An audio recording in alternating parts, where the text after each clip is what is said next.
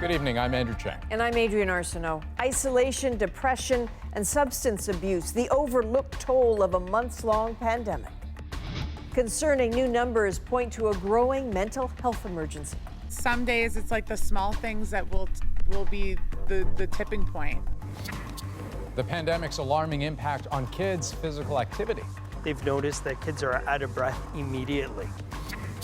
WestJet slashes routes in Atlantic Canada. We can no longer maintain our full Canadian network of service.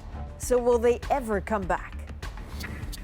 And after a painful act of racism, a resounding message of support. Words can't describe it. Amazing messages that I've seen. It just really touched my heart. This is The National. Tonight, we take a hard look at the mental and physical toll of COVID-19. Our kids are getting more out of shape, our state of mind strained, and women may be bearing the mental brunt of it.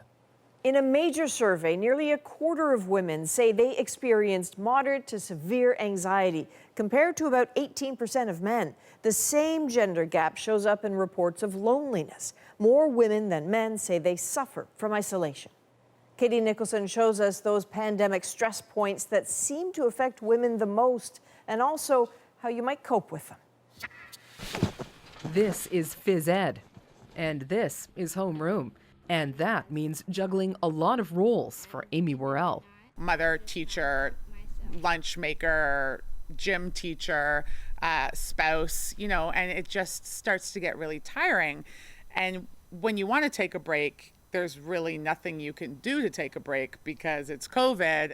Worrell's kids are doing virtual classes. Her husband is also working from home.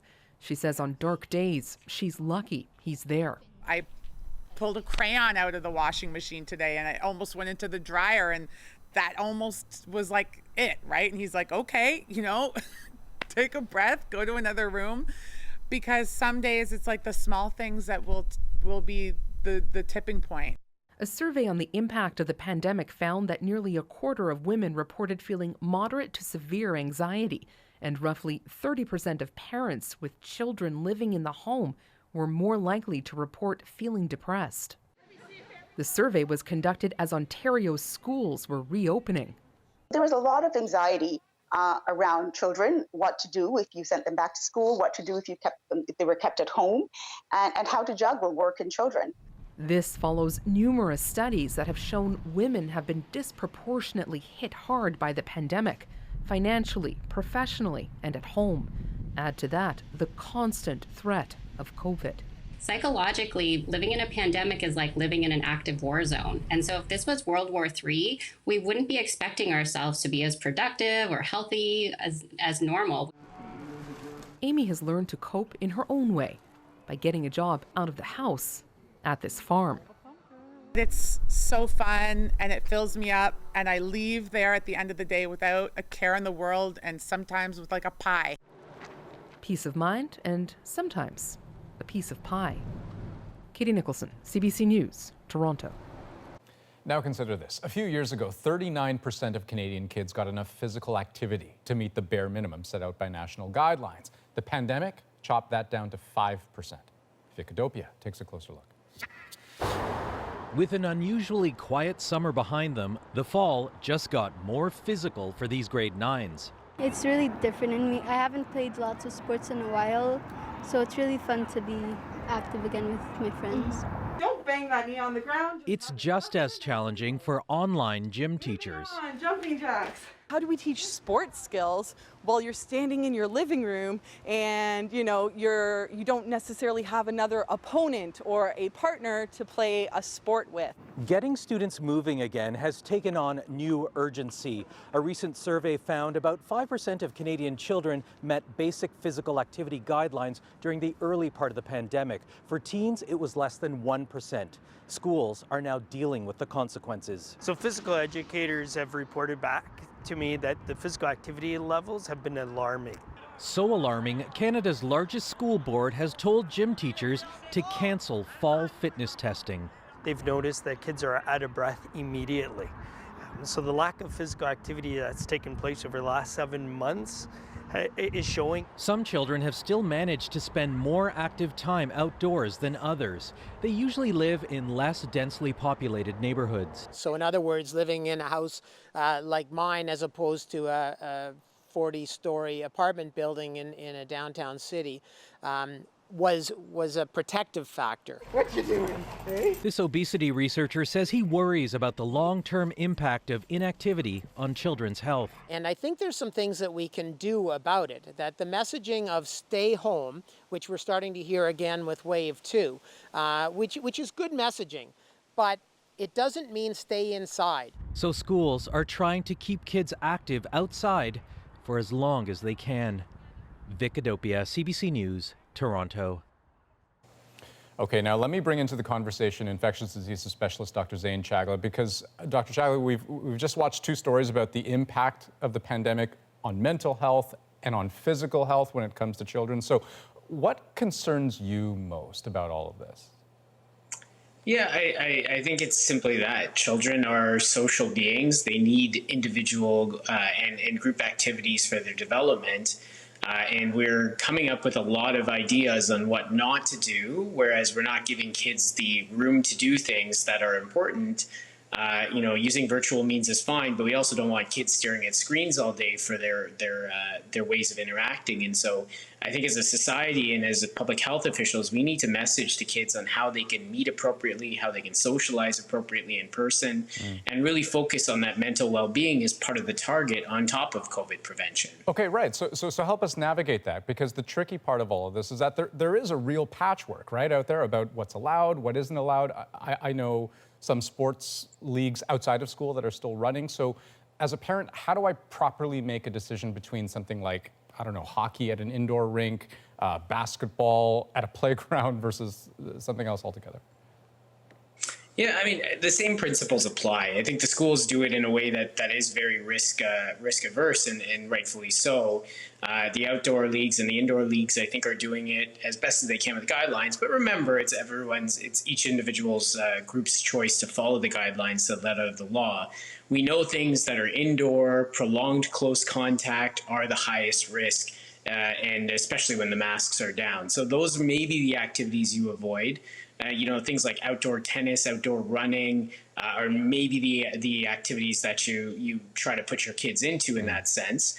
And then, just being careful about how they interact before and afterwards. Again, transmission can occur in the locker room and in the areas before and after the game. And so you really just want to go and then exit as normal. Excellent points, all of them. Dr. Chagla, thanks so much for your time.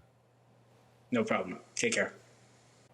Canada today detected more than 2,500 new cases of COVID-19. And while most of those came out of Ontario and Quebec, in other provinces, the picture is rapidly getting worse.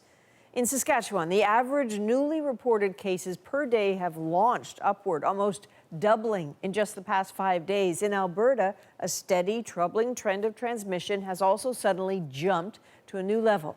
And in Manitoba, over the past month, case rates more than doubled and then more than doubled again. So what is happening? As Karen Pauls tells us, the virus is just feeding off public fatigue and complacency, and officials are running out of options. How are you doing? Isabel Scribe calls her 72-year-old husband every day. Do you see the doctor yet? It's the only way she can keep in touch, because Charles Scribe is in isolation here at this long-term care home, the site of Manitoba's deadliest COVID-19 outbreak. 89 people are infected, 9 have already died. It's pretty stressful, and I can't sleep, worried all the time. Across the country, authorities are grappling with the rising numbers of infections and deaths. In Saskatchewan, concerns about the lack of physical distancing at bars and clubs. I think then that is a high risk for transmission. Inside the Atlantic bubble, New Brunswick has shut down close contact businesses, including hair salons like this one. I'm really tired of the flip-flopping. We either close the border and allow things to operate as normal, or we keep our borders open and we shut everything down. We don't shut selective businesses down. Some experts are calling for more aggressive action before an exponential rise in COVID-19 cases overwhelms the healthcare system. We have to be proactive with this virus. We don't simply have a choice right now. So the longer you wait, generally the broader those restrictions are going to have to be, and the longer they're going to be and have to be in place. Manitoba has already signaled broader restrictions may be on the way. We are, looking right now on what further restrictions could help with limiting the transmission.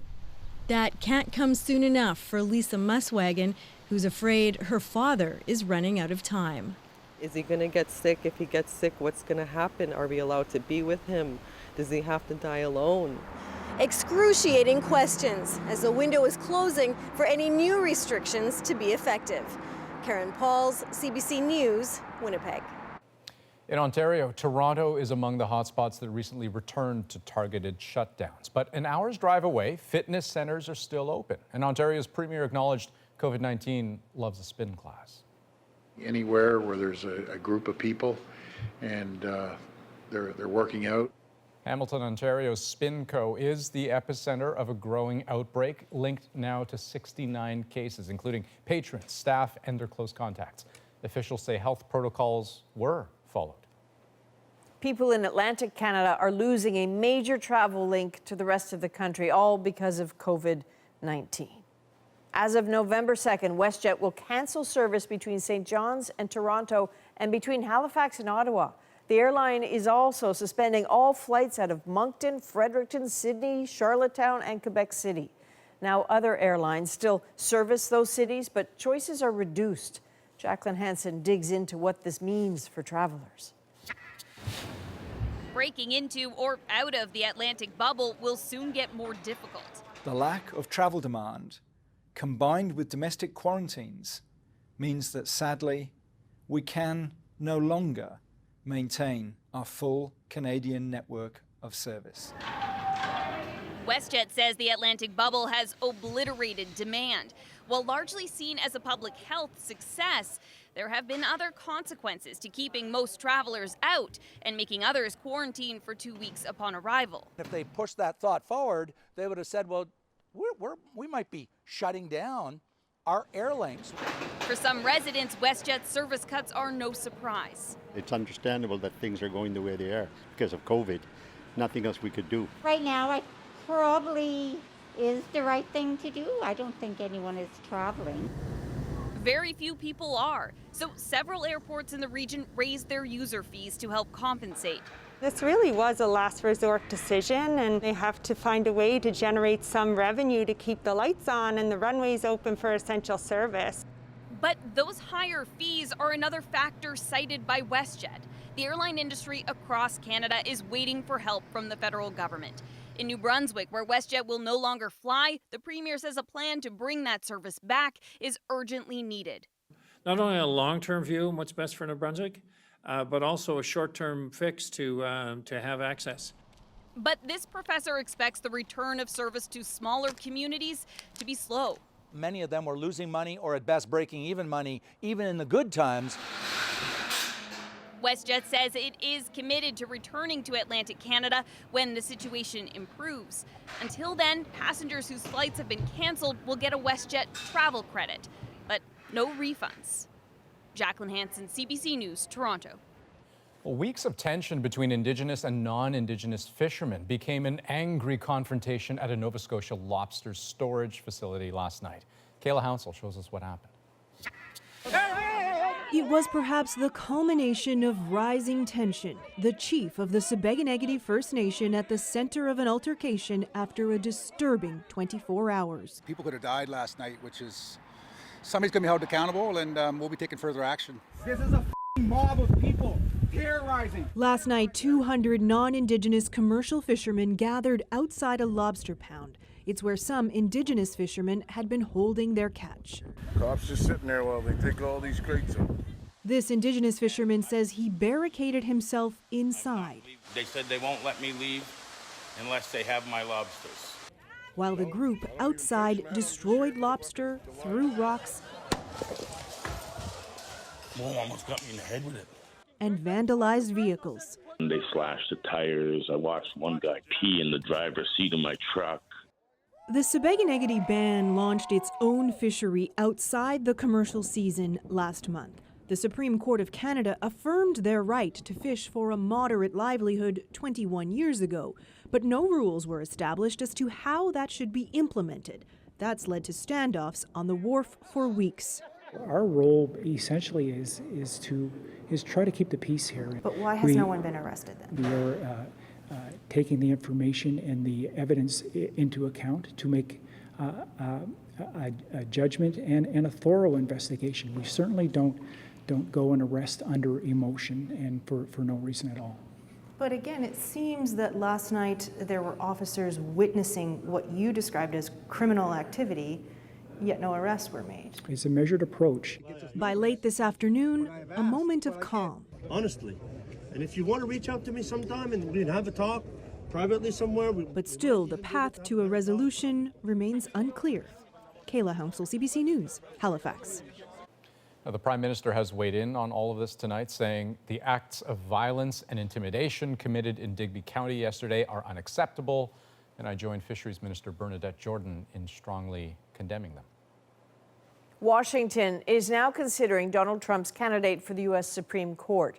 These kinds of hearings are often a game of cat and mouse, with nominees trying to avoid betraying any partisan bias, and today was no different. Do you accept that smoking causes cancer? I'm not sure exactly where you're going with this. Yes, every package of cigarettes warns that smoking causes cancer. And do you believe that climate change is happening and is threatening the air we breathe and the water we drink? You have asked me a series of questions that are completely uncontroversial, like whether COVID-19 is infectious, whether smoking causes cancer, and then trying to analogize that to eliciting an opinion on me that is a very contentious matter, and I will not do that. I will not express a view on a matter of public policy, especially one that is politically controversial, because that's inconsistent with the judicial role, as I have explained.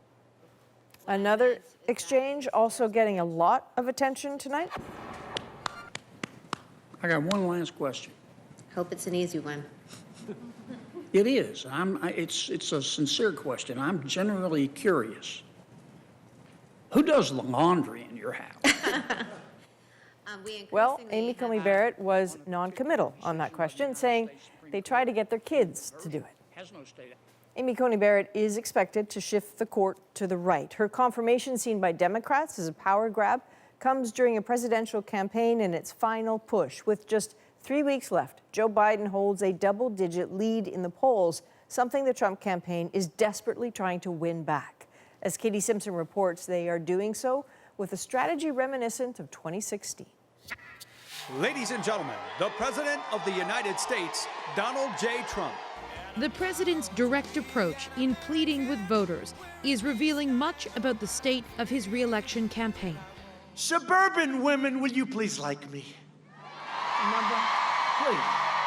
Please. I saved your damn neighborhood, okay?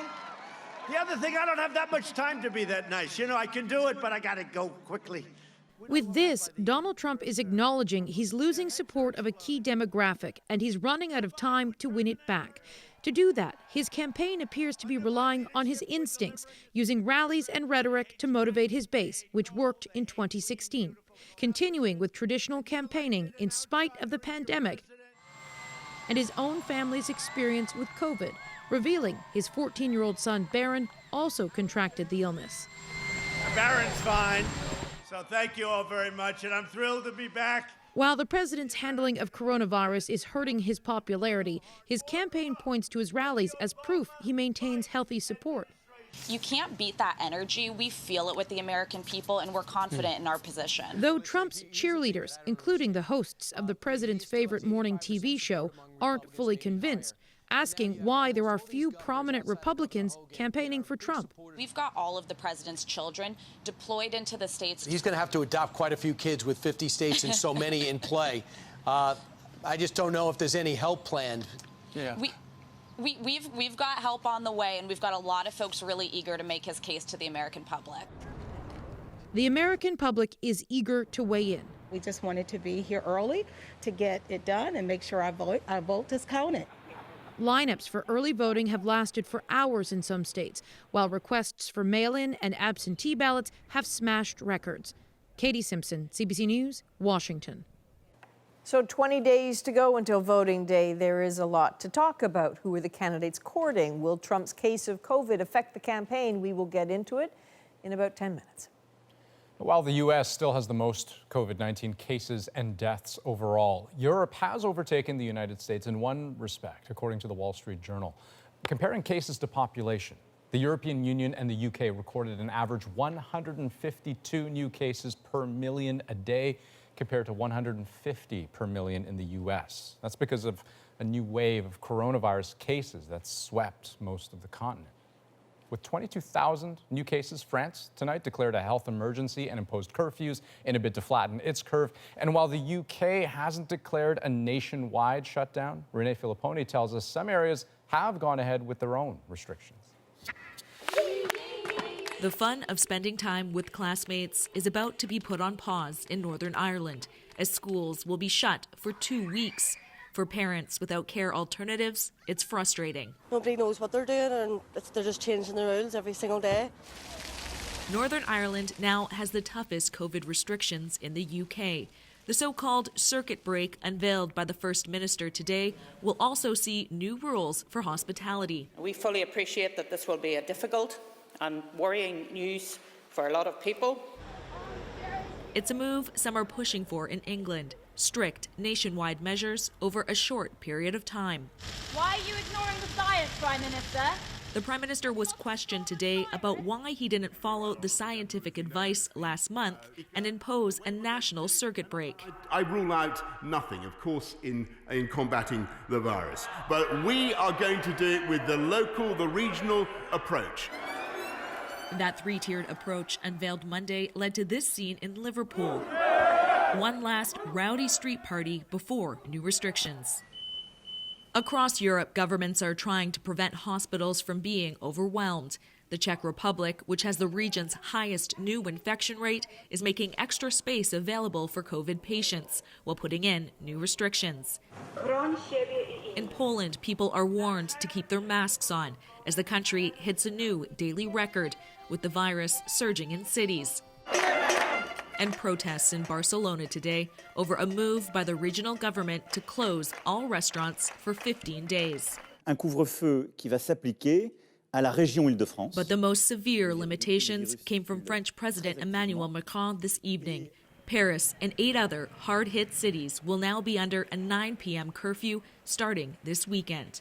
Tonight, an entire continent seems to be bracing against a virus that keeps spreading. Renee Filipponi, CBC News, London. Well, police are investigating after an Ontario teen's loving yearbook tribute to his grandmother was replaced by a racist message. But today, an overwhelming show of support. Speechless. It's so amazing, man. I'm so appreciative, so grateful for this. Up next, a community lifts up Joshua Telemack. As long as he's going to university, we'll look after the tuition. Plus, inside the hybrid classroom, can a half-and-half solution to virtual learning work? And a science lesson in our moment. It's when the Mars goes and aligns with Earth and the Sun. We're back in 2.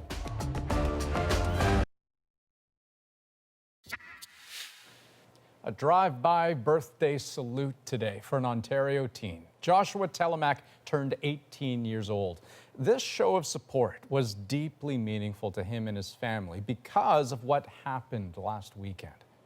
Now, a high school yearbook should be a treasured keepsake for students. But when Telemack picked up his copy, he was left distraught. His yearbook tribute to his grandmother had been replaced with a racist slur. Angelina King has that story. Strangers, neighbors, and friends bringing cards, gifts, and support to Joshua Telemack. Words can't describe it. It's amazing. Not everyone in this world is evil. An 18-year-old who loves football and his family, overwhelmed by the support and surprised by a special gift. And the Toronto Argonauts, we would like to award you with a full 4-year scholarship to the Canadian University or College. I'm so appreciative, so grateful for this, man. It's touched my heart. Hold your head high. know that. All this support after an act of racism. The message Telemaque wrote in his high school yearbook was changed from a tribute to his late grandmother to a phrase referencing a gorilla that was shot and killed at the Cincinnati Zoo. It really hurt me a lot due to the fact that I just felt like I want to give everything. I just owe myself to my grandmother. You know, I just wanted to leave an imprint, and then just to see that it just got changed to something vile. She motivated me to do nice things, just kind things, to just be humble and appreciate life for what it is. And it's just that she's my guardian angel. She watches down over me every single second. I just know, I feel it. I feel that she's watching over me right now. And now Telemaque has even more people in his corner.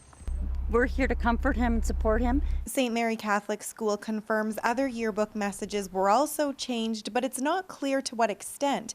In a statement, the Durham Catholic District School Board says it's launched an investigation to determine the circumstances that allowed this to happen and the individuals who were involved. St. Mary's School and the police are also investigating. In the meantime, the school is recalling all of the yearbooks and says about 90% of them have already been returned. It's also vowing those responsible will be held accountable. In the meantime, Telemaque has a message of his own. Spread kindness and just show love to everyone. You know, it could help someone a lot, as it helped me. A birthday wish he wants everyone to hear. Angelina King, CBC News, Pickering, Ontario. Coming up on The National, in Florida's retirement communities, a battle is on. There are friends that are neighbors that don't speak to us anymore. Politics gets personal as the candidates fight for the senior vote. And with just 3 weeks to go until voting day, we check in with our political panel. Has COVID in the White House changed the game? Right after this. Calling off the second presidential debate was important. Absolutely the right decision. Disappointing, but not surprising. We need to make the case over the next several weeks of how dangerous Donald Trump is for America. What I'm looking for is whether Donald Trump is able to really change the narrative of this election. Donald Trump is the underdog, but that's a role that he's used to. My name is Danielle Moody, and I am the host of the podcast Woke AF Daily. I am looking for a Biden-Harris win come November 3rd. I'm Yasha Monk. I'm a political scientist and a scholar of populism. I'm Daniel McCarthy. I'm the editor of Modern Age. I'm a conservative Republican, and I'm hoping for Donald Trump to win. All right, so let's bring them in, our U.S. political panel. Daniel McCarthy, Danielle Moody, and Yasha Monk. So, surprise, COVID came calling to the White House, and now, obviously, there's no debate this week. So let's start then with the political impact of the last 10 days on the landscape. Yasha, what are your instincts on that? Well, it was a little hard to predict because it obviously was a curveball, but by now we have some data in, and it looks as though Biden has continued to widen his lead in the last week and the last 10 days. And a lot of the reason for this is that Americans were already nervous about Donald Trump's handling of the coronavirus, and the way in which the White House has basically ended up hosting a super spreader event has made that more salient, has made people think Donald Trump is not taking this virus seriously enough. The White House has not taken precautions seriously enough, whether in its own operations or in the way that it has tried to combat it around the country. And yet, Danielle, is it your sense as a Democrat that the fact of the president getting COVID changed something? I mean, I honestly don't think that him getting COVID-19 changed anything. I think that there were hopes initially that he would take the virus a lot more seriously, that maybe he would talk about a national mask mandate or actually wear a mask himself on a regular basis, and none of those things have happened. But I do think that it was important that the debate was canceled because we need to model safety to the American people and to the world, and having Donald Trump be in person with Joe Biden and still possibly contagious, not a great idea, not even just for the former vice president, but for everyone. All of the tens of, thousands, and not tens of thousands, but tens of people that it takes to put together an event like this would all be at risk in an enclosed theater. So I think that it was important that it was canceled. So talking about the former vice president, Daniel, as a Republican, is it your sense that Joe Biden navigated the last 10 days well or not so well? It's tricky to do when your opponent's ill. Well, he had a very good news cycle. The fact that Donald Trump was ill was something that created new doubts for Americans. On the other hand, the president's speedy recovery is something that now may create a rebound effect on the president's benefit.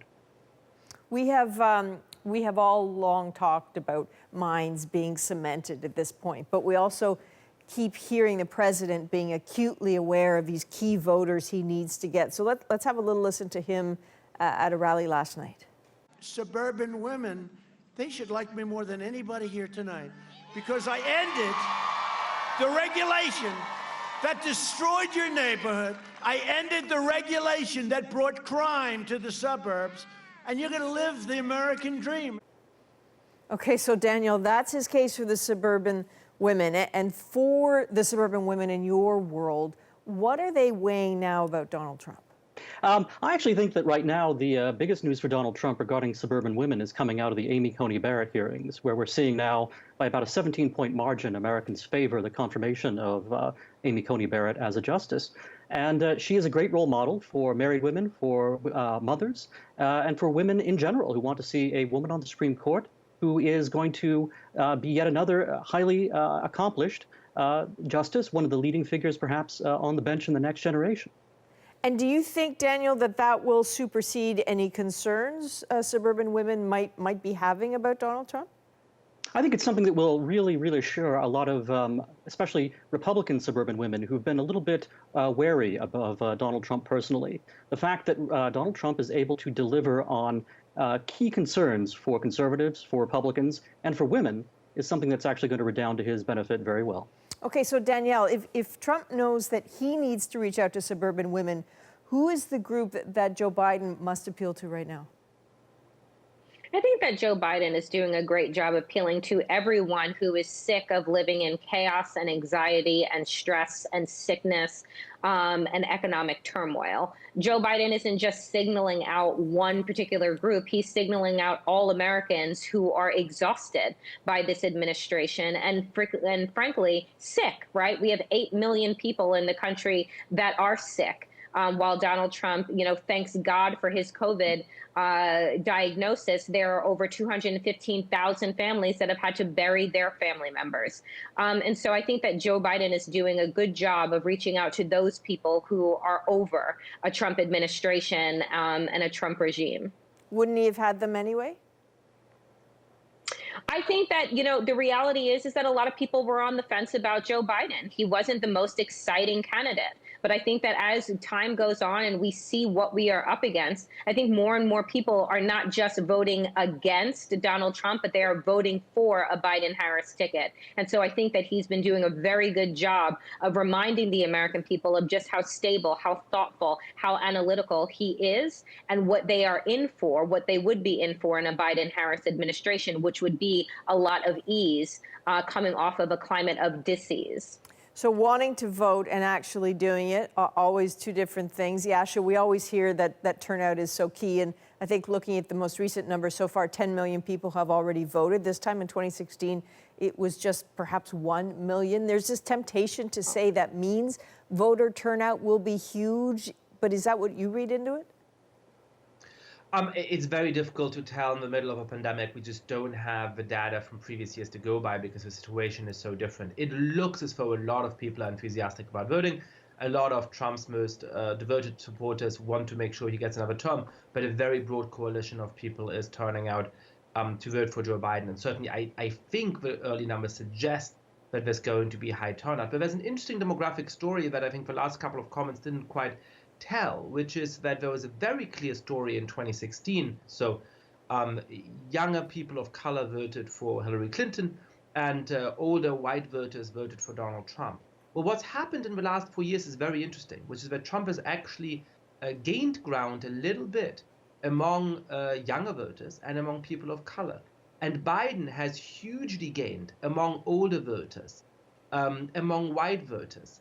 And so actually, in some ways, the electorate is depolarizing a little bit by age and by race, which goes against the narrative we tend to tell. And it's a very interesting part of the story right now. If Biden wins, it's not because he's mobilizing the base. It's because he is winning back a lot of people who voted for Donald Trump in 2016. All right, all of you, Yasha Monk, Danielle Moody, Daniel McCarthy, thanks very much. Maybe there'll be a debate next week. We'll see you if there is. And more America Votes coverage right after this. The fight for the senior vote and how it's dividing Florida's retirement communities. Right after this.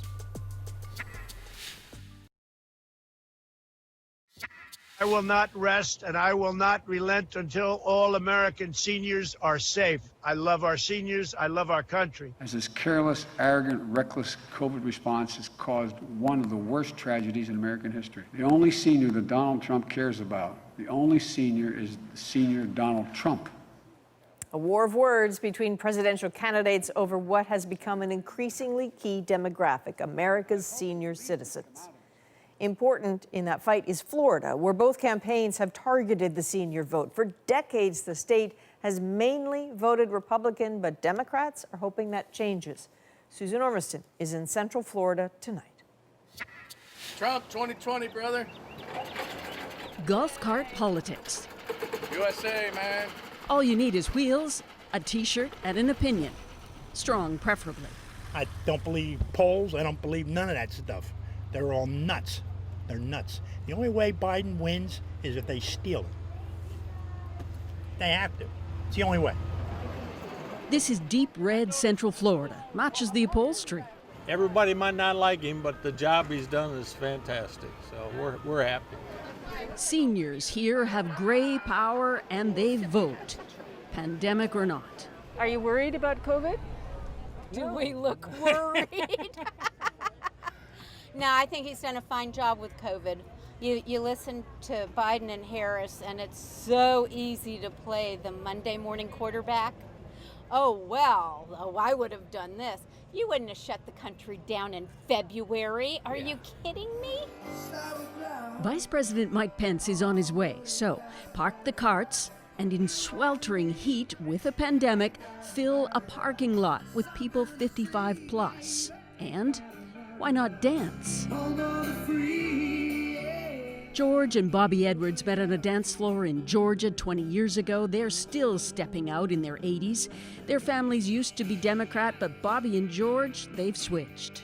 They just want to make this a socialist country. They went off so far to the left, if you want to call it to the left, but anyways, they went so liberal. Do you think he's going to win? Yes. He definitely will win. Yes, you know why? God has his hand on him. 4 years ago, the poll gave him no chance. A lot of money spent on the other side, and Trump won. He'll win again. My fellow Americans, it is great to be back in the Sunshine State. It is great to be back in Trump country. There's passion here, but polls show Joe Biden is chipping away at senior support, worried about their health care and Social Security. And in Florida, that could spell trouble for Donald Trump. So his campaign has been flooding this state with visits in the last weeks of this campaign. The Villages is fertile ground, an entire city built for retirees, lured by sunshine, conservative neighbors, and golf. But politics is the blood sport. Red, loyal, and true until 2020. A change. Biden! Democrats have found their voice. We're from the Villages. Vote Trump out! Issuing a chant challenge to others to boldly declare. Vote Trump out! Arlen Masalero, a registered Republican, has defected. We caught up with her and her cart later. Politics used to be a part of your life, but it didn't consume your life. But now it seems like the thing to do in my Republican Party is to be angry and to put people down and to not be accepting of their views. She felt that at a recent golf cart rally delivering early votes. The parade stopped and this gentleman comes running out of the side street, waving both of his fingers, giving us the finger, calling us communists, saying things like, you just wait, you know, we can go lower. So that's what drove me out of my party, essentially. In the Villages, Donna and Roger lost friends when they signed on to a video supporting Joe Biden. Well, I don't blame Donald Trump for the virus. I blame him for his lack of action. Pretty nasty, fairly nasty, and I won't go into it, but there were words. There are neighbors that don't speak to us. There are friends that are neighbors that don't speak to us anymore. Because of that ad? Because of the ad, yeah. And the only thing I can figure is it scared Republicans because it's true. I have a bunch of questions. With just a few weeks left, Democrats are trying to chase down those shy blue votes. Florida can make or break Trump. If Trump wins Florida, then Trump has a shot at winning the country. But if the seniors turn out here in Florida as expected and vote for Joe Biden, then Trump will not win. Riding for Biden! Go Biden! Go Harris! Senior voters in the villages are stirring up conventional politics. Arlen Masalero doing the rounds with her new political neighbors. Susan Ormiston, CBC News, The Villages, Florida. Well, next on The National, inside the hybrid classroom, teaching half in person and half virtually. Does it work?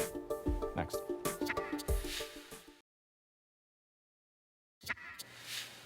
A Toronto area school board is scrapping its online learning program for elementary schools. Instead, it's going for a hybrid classroom where a teacher has both in-person and virtual students. Deanna Sumanek-Johnson now on why the change and how it's being received.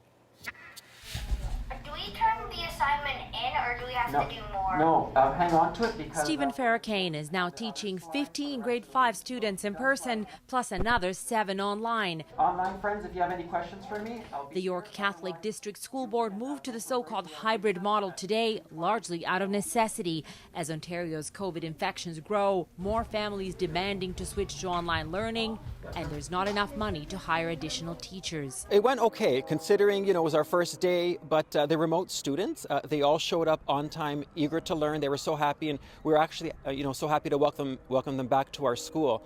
There are other benefits, like students being able to tune in online if they're at home with a mild illness. That's according to the first school board in Ontario to adopt the model in early September. We know that children and families may have to self-isolate for a period of time. And so I think our natural concern originated with the fact that we were unsure if we could keep children linked to the learning. Where's our teacher? But not everyone is a fan. It's not fair to them. They are already going through what they're going through. This mother, whose 2 boys started their hybrid classes today, says that this model actually relegates online students to second-class citizens. There's no engagement. They cannot be engaged when they are looking in a best-case scenario at a teacher who's walking around the classroom, even if they could hear her or him. She started a petition for the York Catholic District School Board to move away from the approach. Nearly 4,000 parents have signed it. Other boards are considering the hybrid model. The Dufferin Peel Catholic District School Board, which was supposed to have its hybrid classes start on November 2nd, just changed its plans. While families will still have the option of having their kids attend in-class experience virtually, they can also just continue the online-only classes. Deanna Sumanek-Johnson, CBC News, Toronto.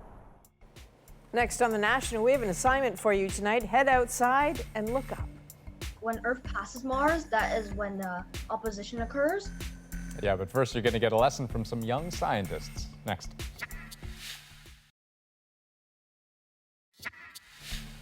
Well, these 2 young space fans have stayed up past their bedtime this week in order to see something very special. It's called Mars opposition, when Mars aligns with the Earth and Sun. And for tonight's moment, we get a science lesson from 2 keen space experts. It's when the Mars goes and aligns with Earth and the Sun. Earth circles faster because it's closer to the Sun, and Mars is farther. When Earth passes Mars, that is when the opposition occurs. So it happens every 2 years, but this one's a really good one. It'll only become this bright next 15 years, and that's a long, long time from now. Yeah, I've been watching it from the Alan I. Carswell Observatory live stream, and I've also been looking through it for this telescope. I have a little telescope in my room with a little tripod, not the greatest Walmart special, but it's gonna look like a little red dot in the sky. Like a star before, not like the super bright ones where it's like the Disney star, but it's like, more of like a small red dot. I find that it's actually really special seeing something like these. A once in a lifetime opportunity. It feels so cool. Like, the feeling you get when you see something or do something like, I was here, this is amazing. Well, those two boys are amazing. So their names are Tharon and Alfie. They both want to be astronauts. Alfie also wants to be a journalist, apparently. And I say the future is going to need some brave spacefaring journalists. So that's a good thing. Yeah, no kidding. And both of you, Tharon and Alfie, thank you for your enthusiasm. I think we all need a little dose of that right about now. That is a national for Wednesday, October 14th. Good night. Good night.